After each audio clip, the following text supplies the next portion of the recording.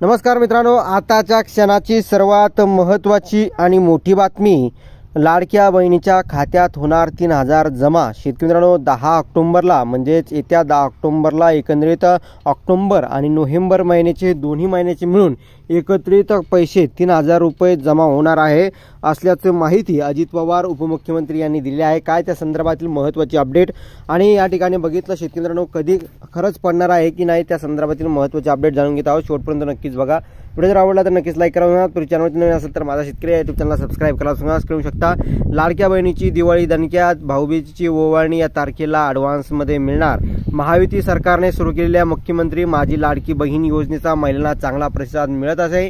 पात्र महिलांना बँक खात्यात तिसऱ्या महिन्याच्या हप्त्याची रक्कम 29 तारखेला जमा झालेली आहे।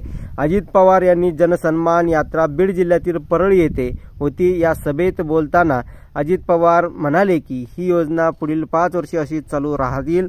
तसेच भाऊबीजेची ओवाळणी म्हणून लाडकी बहीण योजनेचे ऑक्टोबर व नोव्हेंबर या महिन्याचे 3000 रुपये येत्या 10 ऑक्टोबर 2024 रोजी लाभार्थी महिलांच्या खात्यात जमा होईल अशी घोषणाही अजित पवार यांनी केली आहे। उपमुख्यमंत्री अजित पवार यांनी राज्यभरात जनसन्मान यात्रा काढली आहे।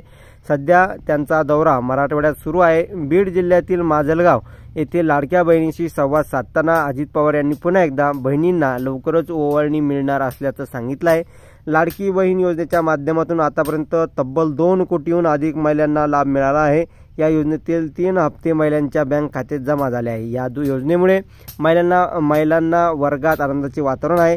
योजनेचे पहिले 2 हप्ते राज्य सरकारने रक्षाबंधनच्या निमित्त महिलांच्या बँक खात्यात जमा केले। त्यानंतर 29 सप्टेंबर रोजी योजनेचा तिसरा हप्ता जमा सुद्धा झाला आहे। तसेच काही महिलांना 3 महिन्याचे 4500 रुपये एकदम मिळाले।